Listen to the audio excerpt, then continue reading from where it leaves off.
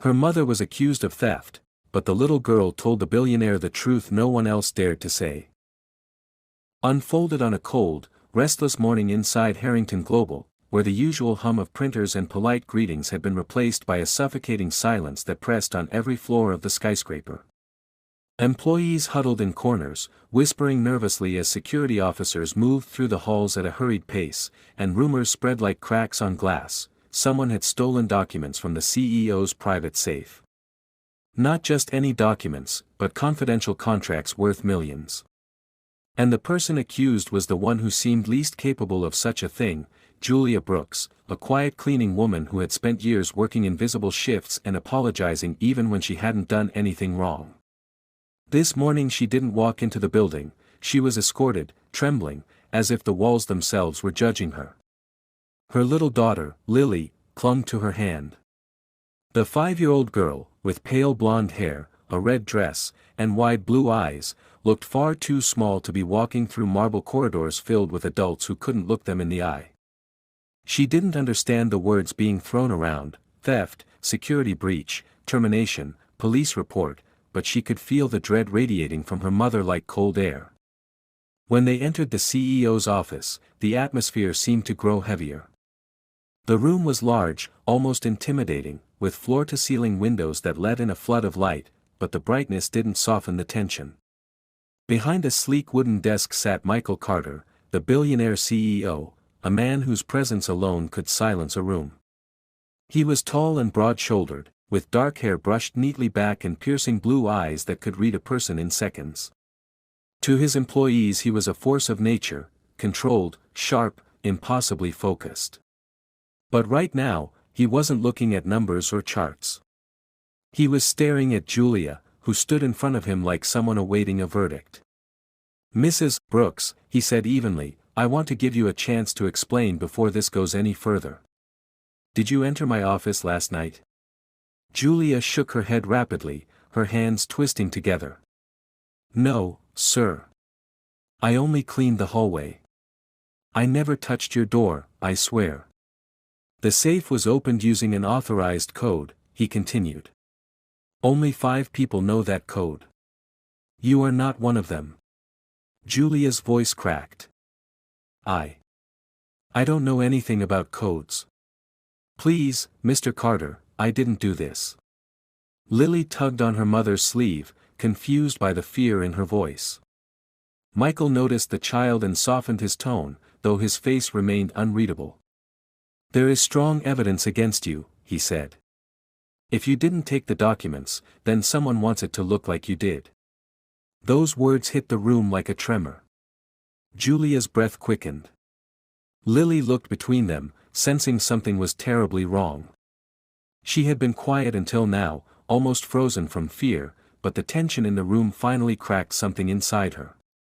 She stepped forward, her small shoes tapping lightly against the polished floor. Her voice, when it came out, trembled, but it was clear. "I saw who did it, but I'm afraid to say." Michael's head snapped toward her. Julia covered her mouth, stunned. For a moment no one moved. The air itself felt suspended. The little girl stood there, clutching the hem of her red dress, her fingers trembling, but her eyes locked on Michael's with desperate honesty. She wasn't lying. She wasn't guessing. She knew. And she was terrified. Michael slowly rose from his chair, lowering himself so he was eye level with her. His voice softened in a way nobody in that building would have believed. "Lily," he said, "you're safe here. No one is going to hurt you. You can tell me the truth." Her lower lip shook, and she looked at her mother as though asking permission to speak. Julia nodded weakly, tears already forming. Lily swallowed. Her voice broke in half. "If I say it, he'll be angry." The way she said "he" made Michael's stomach tighten. Someone had threatened a child. Someone inside his company had gone far beyond a simple theft. In that moment, something shifted in him, a protective instinct he hadn't felt in years. He moved closer, carefully, as if approaching a frightened bird. "Lily," he whispered, "whoever hurt you, will never touch you again." I promise. She looked at him, eyes shining with fear and trust all tangled together. And with a trembling breath, she nodded, ready to reveal a truth that would change all their lives. Michael dismissed everyone from the room with a quiet, decisive gesture, and the heavy door closed behind the last security officer, sealing them inside a space that suddenly felt too still for comfort. Without the buzzing tension of outsiders watching, the silence grew intimate, almost fragile, as if one wrong word could shatter the fragile bravery Lily was holding on to. Julia stood rigid, unable to stop wringing her hands, while Lily clung to her mother's sleeve with one hand and to her own courage with the other. Michael walked around his desk and pulled a chair closer, lowering himself carefully so he wouldn't tower over the child. The sudden gentleness in such a powerful man felt strange even to Julia, who had only ever seen him brisk, controlled, and wrapped in the armor of leadership. Now his expression was different, searching, patient, protective in a way he didn't bother to hide. "Lily," he began softly, "I need you to know something important. Whatever you tell me right now stays between us. I won't let anyone hurt you." He didn't push. He didn't rush. He simply waited. Lily kept her eyes on the floor, her small shoulders rising and falling with shaky breaths. She looked as though she were fighting an invisible battle, one too big for someone so small. Finally, she whispered, "He saw me." Michael leaned forward just slightly, encouraging her without pressure. "Who?" She shook her head violently, hugging herself. "He said not to talk. He said, if I told, Mom would lose her job forever." Julia gasped and sank onto the edge of a chair, burying her face in her hands as tears threatened to spill. Michael felt something cold coil inside his chest. Threatening a child was beyond immoral, it was unforgivable. But he forced himself to stay calm, to keep his voice level and soft. "Lily, did this man hurt you?" She hesitated, then shook her head, though the tremor in her fingers told him she had been deeply frightened.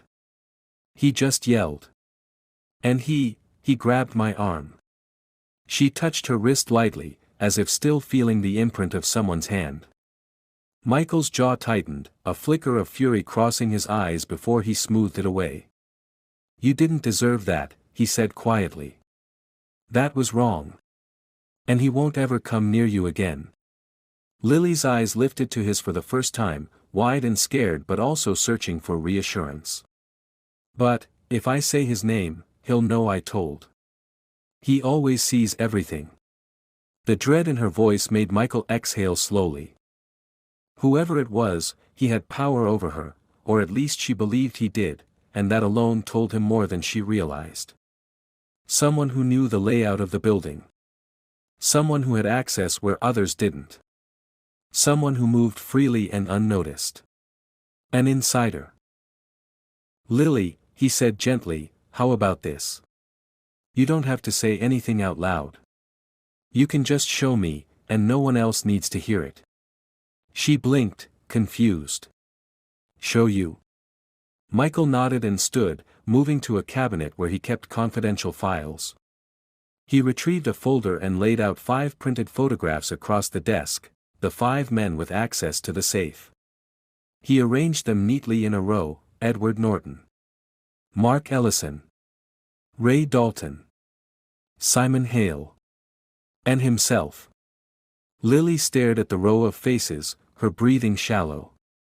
Her mother turned her head away, unable to watch her little girl relive the moment that had terrified her.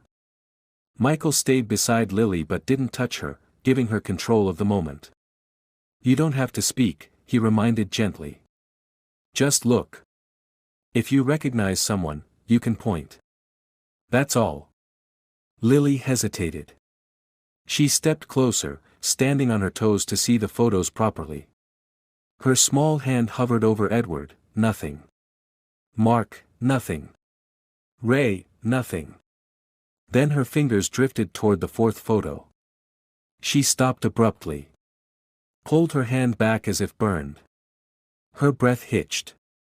Michael saw the panic in her eyes and knew before she even moved.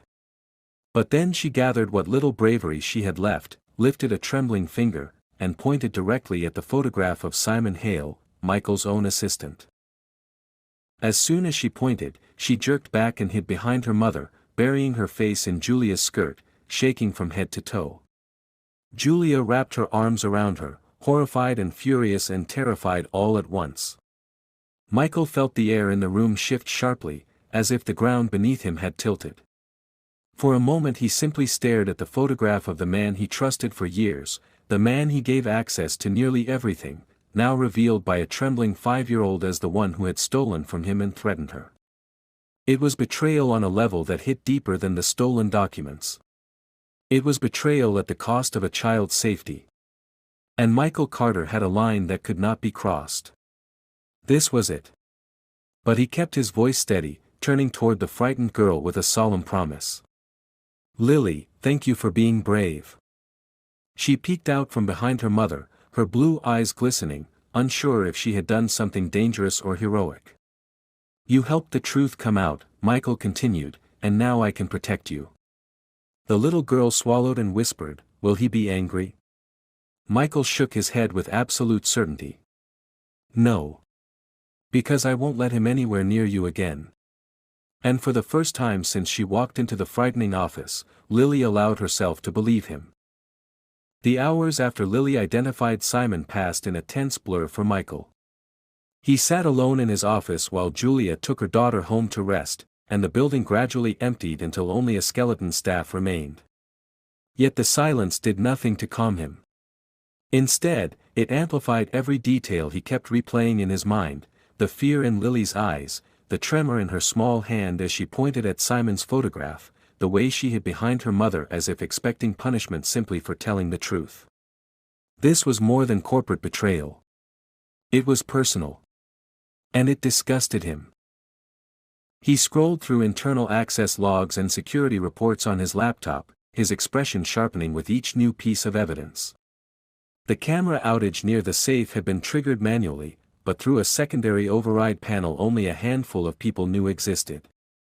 The safe had been opened with his assistant's code, and access logs showed Simon had entered the executive floor late the previous evening, a visit he failed to report. Individually the details might have been explainable. Together they formed a picture too clear to ignore. Simon had used company security against the company itself, and threatened a child to cover his tracks. Michael leaned back in his chair, rubbing the bridge of his nose. He had known Simon for almost 5 years. He had vouched for him in board meetings. Promoted him twice. Trusted him with confidential deals. And now he realized how skillfully ambition had disguised itself as loyalty. His thoughts were interrupted by a soft knock. Security Chief Ray Dalton stepped inside, closing the door behind him with a guarded expression. "Mr. Carter, you asked for an update." Michael nodded, gesturing for him to speak. Ray explained that they had begun reviewing all backup systems and discovered evidence of tampering that matched Simon's login. Additionally, a junior IT technician reported seeing Simon near the server room last night, something he had no legitimate reason to access. It aligned perfectly with Lily's testimony.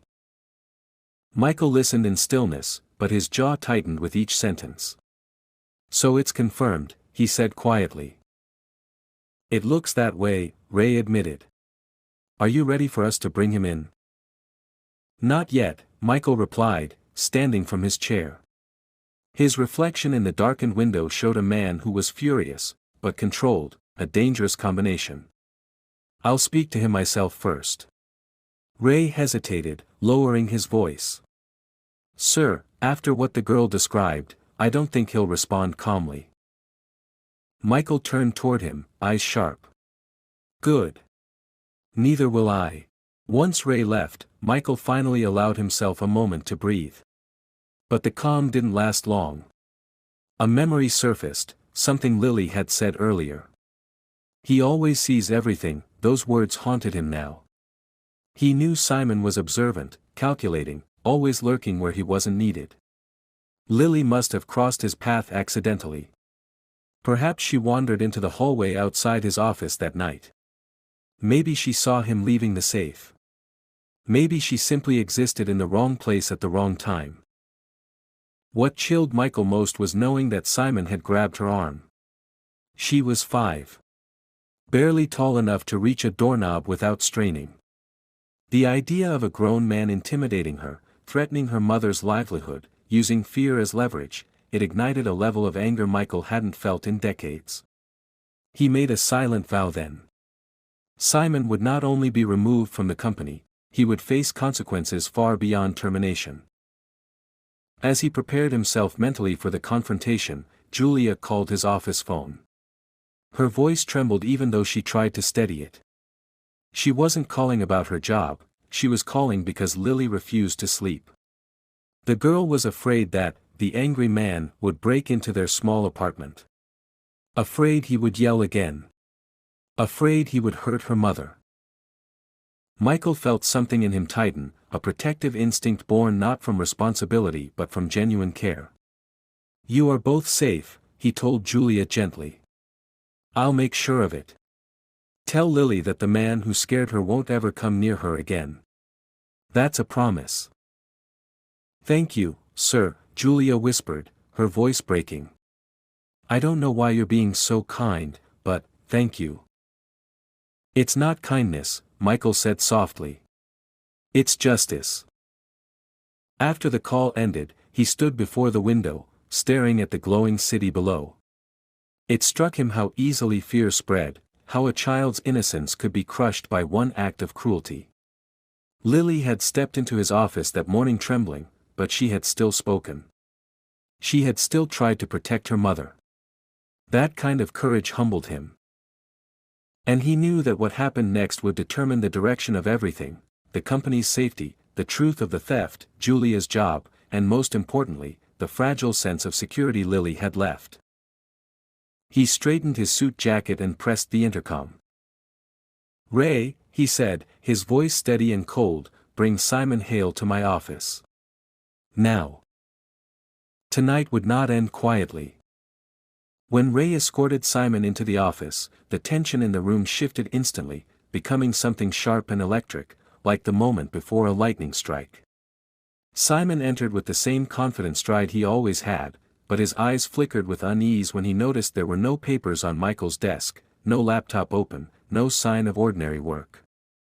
Instead, Michael stood near the window, arms crossed, his expression unreadable. The city lights reflected behind him like stars caught in glass, giving him an almost imposing silhouette. Ray shut the door quietly and remained inside, taking a position at the wall in case things escalated. Simon's gaze darted between the two men, and he forced a smile that didn't reach his eyes. "Sir, you wanted to see me?" "I heard there's been a mix-up with security." "Sit," Michael said, the single word carrying an edge that sliced through Simon's performance. The assistant hesitated before lowering himself into the chair opposite the desk, the faux confidence draining from his posture. Michael stepped closer, resting his hands on the back of the chair in front of him, leaning forward just slightly, enough to show he wouldn't tolerate lies. "There has been no mix-up," he said calmly. "The safe was accessed last night. The cameras were disabled. And your code was used." Simon's throat bobbed. I don't know how that's possible. Anyone could have." "Stop."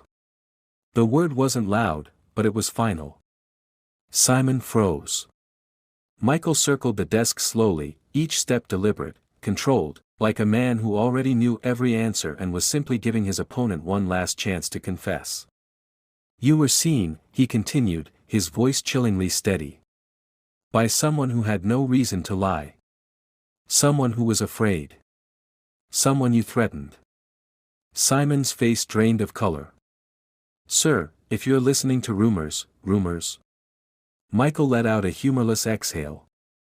"A 5-year-old girl pointed at your photograph with her hands shaking. Do you know what fear looks like in a child, Simon?" The assistant opened his mouth, but nothing came out. "I'll tell you," Michael said, his voice darkening. "It looks like a little girl clutching her mother's dress because a grown man grabbed her arm and told her to stay silent." Simon's mask shattered. Anger, panic, and calculation flashed across his face in rapid succession. She must have misunderstood. She didn't, Michael cut him off. Children don't fabricate terror. They don't invent the sound of someone shouting or the pain of being gripped too tightly. She saw you. She identified you. And your access logs confirm everything. Simon's breath quickened. He shifted in the chair, gripping the armrest so tightly his knuckles whitened. He looked at Ray, then back at Michael, as though searching for an escape. You're destroying my career over a cleaning woman's kid, he spat suddenly, the venom in his tone finally revealing his true face. Michael stepped closer so quickly that Simon instinctively flinched. Watch your mouth, Michael warned in a low voice that vibrated with controlled fury. That child has more integrity in her small hands than you've shown in your entire time here. Simon's expression twisted with resentment. You're making a mistake, he hissed. You don't realize who you're dealing with. You think you can fire me and just expect me to disappear? I don't expect anything, Michael replied. Because you're not simply being fired. He nodded to Ray, who stepped forward, removing a folder from under his arm and placing it on the desk. Inside were printed logs, camera timestamps, and Lily's handwritten note describing what she saw. Michael didn't need her to testify publicly, her truth was enough to build the rest. Simon looked at the evidence, and something in him snapped. He shot up from his chair, slamming his palms on the desk. You'll regret trusting that brat, he shouted, spit flying, eyes burning with rage. Ray moved instantly, stepping between them, but Michael didn't flinch. Don't ever raise your voice about her again, Michael said, each word like iron. And don't forget she saved this company from the damage you tried to cause. She ruined everything. Simon barked. If she hadn't, Michael interrupted, you would have successfully framed her mother. You would have stolen from me. And you might have gotten away with it. Simon froze, breathing hard, realization spreading over his face as he understood that he had confessed without meaning to. Michael nodded at Ray. Call the police. Already done, Ray replied. Within minutes officers arrived, entering the office with firm steps. Simon tried to twist away, tried arguing, yelling, even pleading, but the moment the handcuffs clicked around his wrists, something inside Michael finally settled. Justice, real, immediate, undeniable, had begun. As they dragged Simon out, he threw one last furious glance at Michael. This isn't over. Michael didn't bother responding. When the door closed behind them, the room felt different, calmer, yet heavier with the weight of what had nearly happened. Michael exhaled slowly, the fury inside him dimming just enough for clarity to return. A child had stopped all of this. A frightened little girl with trembling hands had saved her mother and his company. He sank into his chair, running a hand through his hair, and for the first time since this nightmare began, he let himself feel the full weight of gratitude, not for the evidence, but for the small, brave voice that had dared to speak. The news of Simon's arrest spread through the building faster than wildfire, reshaping the atmosphere entirely. Where there had been suspicion and unease, there was now shock, disbelief, and a quiet, simmering guilt among the staff who had so quickly assumed Julia was responsible. But Michael wasn't thinking about office gossip or reputations. The moment Simon was taken away, he left the company matters to Ray and went straight to find Julia and Lily. He called their small apartment, and when Julia's trembling voice answered, he could hear Lily crying softly in the background, the kind of exhausted crying that comes from fear rather than physical pain. He told them he was coming over personally. Julia tried to protest, "Sir, please, I don't want you to waste your time," but he gently insisted. He needed to see that they were safe with his own eyes. Snow had begun falling again when he arrived at their modest building, the worn brick facade illuminated by a single flickering street lamp. It startled him to realize that his own company building had janitors earning barely enough to live in places like this. He had never once considered where his employees went home to. When he knocked, Julia opened the door with tear-stained cheeks, her exhaustion visible even before she spoke. Lily stood behind her, clutching her stuffed rabbit to her chest. Her eyes were puffy, but she was awake, staring up at him with a mixture of fear and relief. Michael stepped inside, lowering himself to Lily's height immediately. He spoke softly, the same calm tone he had used in his office, the tone that had helped her speak the truth. "You're safe now," he told her. "He's gone." Lily blinked, and her lower lip trembled. He can't come here." "No," Michael said, shaking his head firmly. "He won't come near you ever again." Slowly, her tiny shoulders loosened. She reached out, hesitantly at first, then fully wrapping her arms around his neck in a sudden hug. The gesture stunned him. For a moment he simply held her, feeling the fragility and trust in that small embrace, realizing that she hadn't had many people in her life she could cling to. Julia pressed a hand to her mouth, emotional at the sight. "Mr. Carter, I don't know how to thank you," she whispered. "You believed her when no one else did." "She earned that belief herself," he replied. "She's incredibly brave." They sat together in the small living room, and Lily curled up close to her mother, still holding her rabbit but watching Michael carefully, as if studying him. He noticed the peeling paint on the walls, the outdated heater rattling in the corner, the thin curtains that didn't fully block the cold. It struck him that Lily lived here every day, in fear of losing the only person she had, with a mother doing her best but struggling. And a powerful, undeniable thought took root in him: he wanted to give them more. Not out of charity, not out of guilt, but because Lily deserved a world where she didn't have to be afraid of men like Simon or worried about her mother losing a job she never should have been threatened over. "Julia," he said gently, "I want you to take the next week off. Fully paid. Spend time with Lily. She's been through more than any child should." Julia shook her head quickly. "I can't. I'm already afraid I'll be fired." "You're not being fired," he replied firmly. "And you never will be for something you didn't do."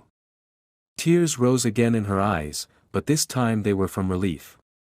"Thank you," she whispered, barely audible. Lily tugged on his sleeve then, her voice soft. "Will you come again?" The question pierced him with an unexpected warmth. She wasn't asking out of politeness. She genuinely wanted him there, because he had made her feel safe. He gave a slow nod. "If you want me to, yes."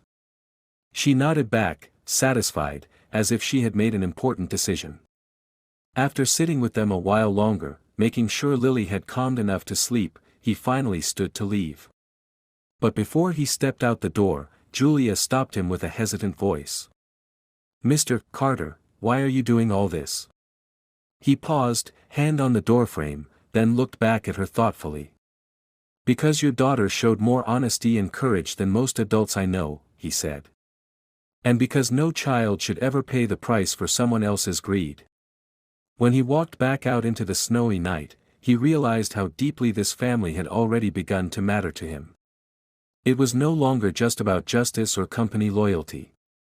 It was about protecting a little girl who had protected others first. And as he drove home, the snow falling thicker around him, one thought kept returning over and over: he wasn't done helping them. Not even close. Michael returned to his mansion that night with a heaviness he couldn't shake, despite the relief of Simon's arrest. The winding driveway, the polished marble entryway, the vast quiet halls, none of it felt the same. He had built his life on control and order, convinced that the structure he maintained would protect him from chaos. But chaos hadn't come for him directly.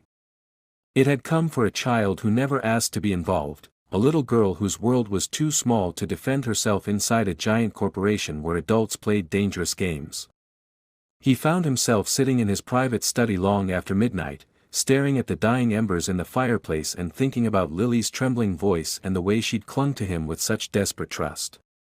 He wondered how long she had lived with fear even before all of this. Children rarely trembled over one incident alone. Fear had roots. And he suspected Lily's life had not been nearly as gentle as she deserved. The next morning he woke early, unable to rest. He dressed without his usual deliberation and arrived at the office before anyone else, driven by a restless need to clean up every thread that Simon had tried to entangle. Meetings followed one after another, security updates, legal consultations, board discussions, yet his mind returned constantly to that small apartment with thin walls and a little girl curled up with a stuffed rabbit. Even as he sat in the boardroom surrounded by executives, he felt the absence of something. Or rather, the presence of a responsibility he had not yet fulfilled. By noon he found himself standing in front of Julia and Lily's building again, almost surprised at his own impulse to return so soon. He rang the bell, and when the door opened, Lily was the one who peeked out first. Her hair was still tousled from sleep, and she held her rabbit tucked under one arm, but the panic that had filled her eyes the day before had softened into cautious curiosity. When she recognized him, her expression brightened in a small, shy way that didn't match the fear she had carried earlier. "Mr. Carter," she whispered, almost as if naming a character from a storybook. Julia appeared behind her, embarrassed and flustered, apologizing for the mess, the laundry basket in the corner, the blankets on the couch. He brushed it all aside politely. It wasn't the clutter that drew his attention, it was the fragility of their life here, a life held together with more willpower than resources. He brought lunch with him, something simple but warm, and they ate at the small kitchen table. Lily sat beside him, leaning slightly toward him as though seeking reassurance, though she never said it outright. Julia kept thanking him between bites, her gratitude almost painful to hear. When they finished, Lily took his hand and led him to her tiny bedroom, barely big enough for a bed and a shelf. She showed him her drawings, each one bright but somehow lonely, houses, clouds, animals, but rarely people. "Do you like to draw?" he asked. She nodded. "Mom says I'm good. But I don't have many colors." He looked at the cup that held only 3 broken crayons and felt something twist inside him. Later that afternoon, back in his office, he made several quiet phone calls. He arranged a private security detail to watch their building discreetly, ensuring that no one, least of all Simon's associates, would come near them. He contacted an employee housing program and asked for the best available apartment, specifying safety, location, and comfort. He called a private school and inquired about scholarships, not the kind offered through public announcements, but the kind only boards approved for exceptional cases. Finally, he called a therapist who specialized in child trauma, wanting to ensure Lily had someone to talk to beyond her mother. He didn't announce these decisions. He didn't frame them as charity. He simply made them because he knew they were necessary. The next few days passed quietly, and Lily's apartment became part of Michael's routine. Some days he visited after work to bring books or help her with small reading exercises. Other days he simply checked in with Julia to ensure she wasn't overwhelmed. Lily grew more comfortable around him, often climbing onto the couch beside him during his visits or silently taking his hand when she felt uncertain. He found himself smiling more than he expected, not out of politeness but from a genuine warmth he hadn't felt in years. One evening he found Lily sitting at the window, staring at the streetlights below. She looked deep in thought, far too serious for a child her age. "What are you thinking about?" he asked softly, taking a seat beside her. "If the bad man remembers my face," she answered quietly, not looking away from the window. He inhaled slowly. "He's in jail. He won't come out for a long time. And even when he does, he won't be anywhere near you. I promise you that." She nodded but didn't fully relax. So he added, "And if he ever tried to come close, he would have to get through me first." That made her look up. She studied him with a solemn expression, as though measuring the weight of his words. Then she reached out and leaned gently against his arm. It was such a small gesture, but it struck him deeply, a sign that she trusted him, that she saw him as someone safe. He rested a careful hand on her back, anchoring her in the reassurance she needed. Julia watched from the doorway, her hand over her heart. She had never expected a billionaire CEO to sit beside her daughter like a father figure, speaking to her with patience and tenderness. And yet there he was, fitting into the dim little room as naturally as if he had always belonged in their world. Michael didn't see it yet, but something fundamental had begun shifting inside him. The anger he felt toward Simon had settled into a quiet determination to rebuild what the man had tried to break. Not just the company. Not just his own sense of trust. But Lily's safety, her confidence, her childhood. The world had failed her once. He would not let it fail her again. That night, as he left the apartment, Lily ran to the door and waved at him with the kind of sincerity only a child could offer. "Come tomorrow?" she asked, hopeful. He smiled, a real one that softened the stern lines of his face. "I will," he promised. And as he walked into the cool night air, he knew with absolute certainty that he meant it. The following week unfolded like a slow sunrise, each day bringing a little more light into a life that had been dim for far too long. Lily grew calmer, sleeping without waking from nightmares, and her smile appeared more freely, sometimes catching Michael off guard with how genuine and unguarded it was. Julia noticed the change too. She still moved carefully around him, unsure how to navigate the presence of a billionaire who had inexplicably stepped into their world with the gentleness of someone who wasn't trying to impress or expect anything in return. She often watched, half in awe and half in disbelief, when Lily would take Michael's hand without hesitation, guiding him to show something she had drawn, or a new book he had given her, or the music box he had fixed after noticing its broken hinge. Michael's daily visits became an unspoken routine. He had never been a man who carved out time for anything outside his work, yet now he found himself leaving the office earlier, rearranging meetings, and even ignoring calls during moments when Lily was speaking to him in her slow, deliberate way. She asked questions constantly, about buildings, about stars, about the ocean, about fear, and he answered every one with a patience that surprised even him. At the office, his employees whispered about his softened demeanor, about how the unapproachable CEO now occasionally smiled at nothing, lost in thought. But he paid them no attention. For the first time in years, he felt grounded by something real rather than by success, strategy, or profit. One afternoon, he invited Julia and Lily to visit the company headquarters again, assuring them the environment was now safe. Julia hesitated at first, remembering the humiliation and pain she had endured only days earlier, but Lily tugged her hand excitedly, wanting to see the big shiny building again now that the shadows had lifted. When they reached the lobby, employees straightened guiltily, many of them too ashamed to meet Julia's eyes. Michael noticed their unease and, with a single cold look, made it clear he expected respect. He led the two through the hallways personally, explaining things to Lily as though she were an honored guest rather than a child who had once wandered these same halls unnoticed. Lily listened with wide-eyed fascination, absorbing every detail like a sponge. They visited the office where the theft had taken place, though Michael paused at the doorway, watching Lily carefully to see if returning would frighten her. She hesitated only a little before stepping inside, and when she saw his reassuring nod, she relaxed. She approached the large window, her small hands resting on the sill, and stared at the city far below. "It looks different now," she said thoughtfully. "Before it looked scary. But now it looks big. And pretty." Michael stood beside her, following her gaze. "Things look different when you're not afraid," he said. Later, he took them to the cafeteria where the staff worked quietly, almost humbly, as if the building itself had been reprimanded.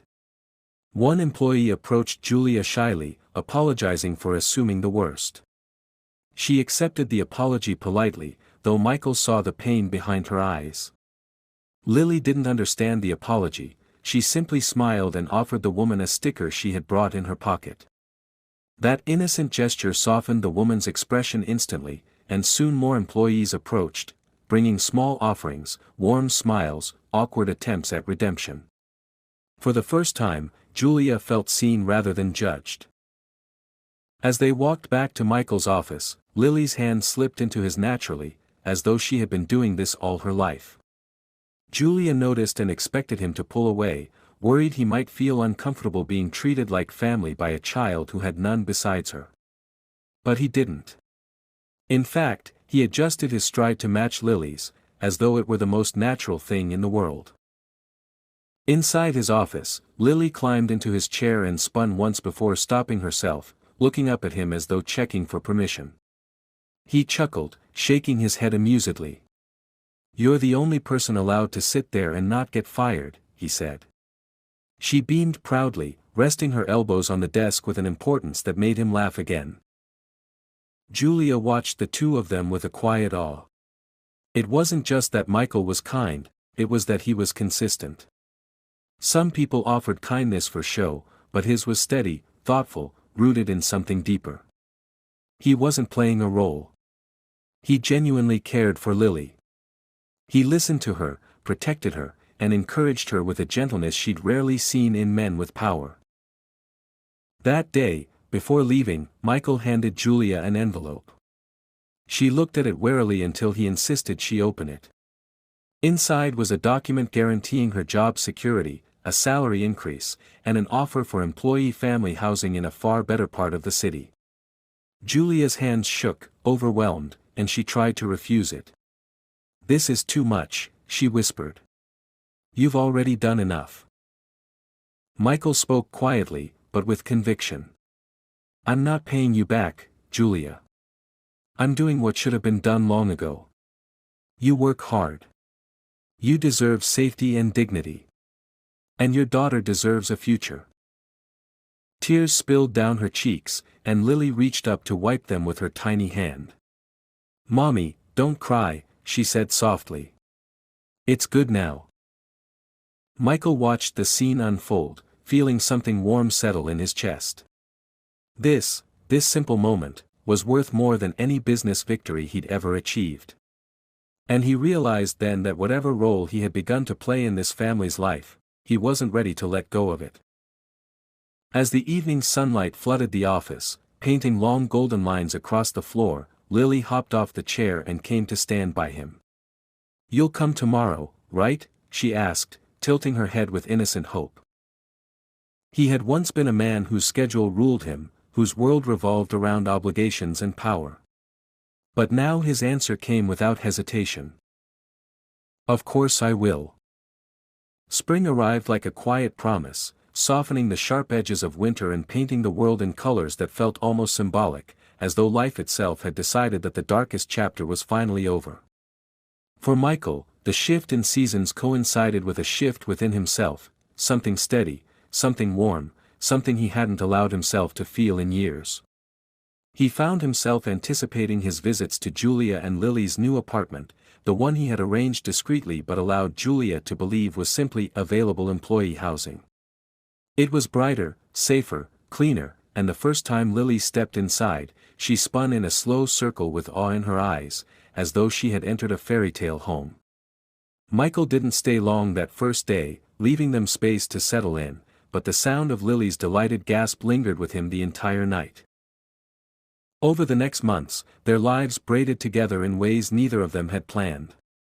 Michael remained a steady presence, guiding Lily's learning, helping her overcome the last traces of fear. He bought her new books, paints, and notebooks, though he always presented them casually, as though they were nothing more than tools she had inspired him to give. Julia found her footing too, growing comfortable in her new managerial role at the company. Employees who previously ignored her now greeted her with respect, and she carried herself with a quiet confidence that had been buried for years beneath exhaustion and worry. Michael didn't flaunt his involvement in their transformation. To him, the reward lay in small moments, Lily's laughter echoing in the hallway, Julia smiling as she left work on time for once, the warmth in Lily's eyes every time she saw him and ran forward with the pure affection of a child who had learned she no longer had to be afraid. Lily started school in early spring. Michael insisted on accompanying them on the first day, though he let Julia walk her to the entrance alone, watching from a respectful distance. Lily kept turning around on the path to wave at him, her backpack bouncing with each enthusiastic step. When she finally disappeared inside the building, Michael felt an unexpected tightness in his chest, as if he had sent a part of himself into the world and could only hope it would be treated kindly. Julia noticed his expression and smiled softly. "She's not scared anymore," she told him. "She knows she has someone watching over her." He didn't answer, but she didn't need him to. The truth was clear.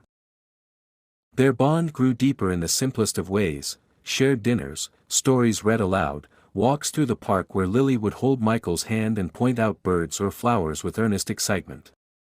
He, a man who once lived in endless meetings and private jets, now found more comfort in listening to a child explain why clouds looked like sleeping animals. It grounded him. It softened him. It gave him a sense of belonging that he hadn't known he was missing. One evening, when Julia was running late from work, Michael picked Lily up from school for the first time. She sprinted across the courtyard the moment she saw him, her red backpack swinging wildly. "You came," she burst out, hugging his legs. "Of course I did," he said with a smile that reached his eyes, lifting her easily.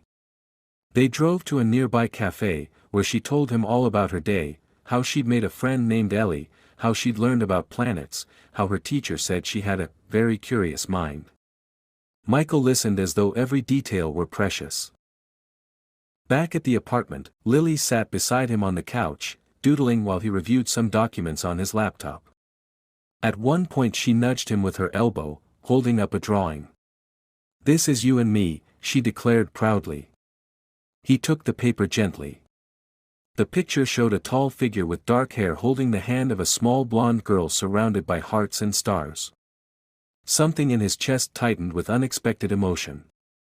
"Do you like being with me that much?" he asked quietly. She said without hesitation. "You always make me feel safe." The word struck deeper than she knew.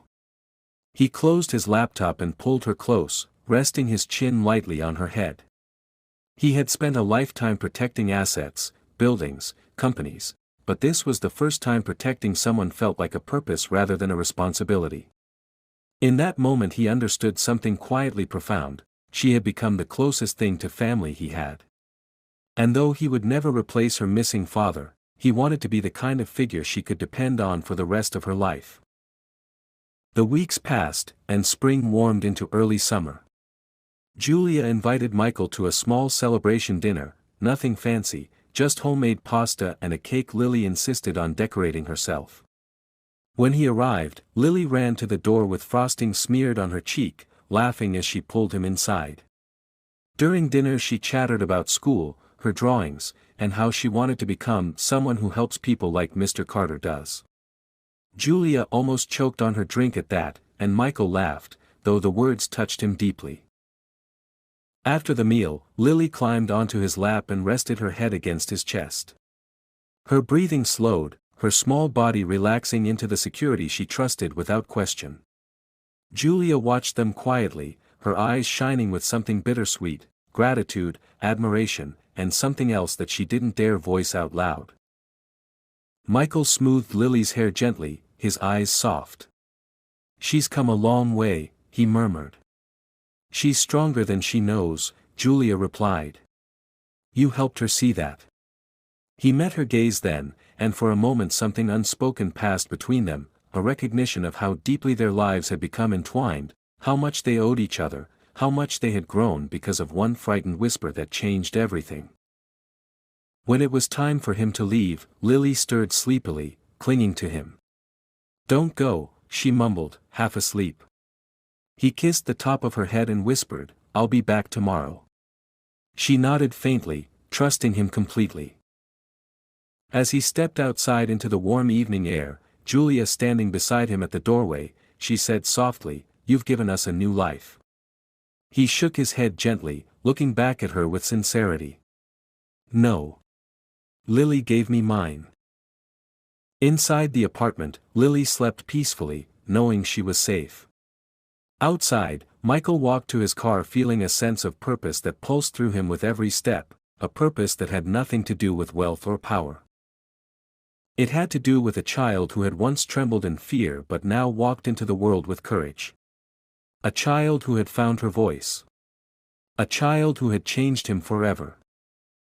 And as the sun dipped below the horizon, casting warm gold across the quiet street, Michael understood something undeniable: protecting Lily wasn't a chapter of his life. It was the beginning of a new one he intended to honor for the rest of his days.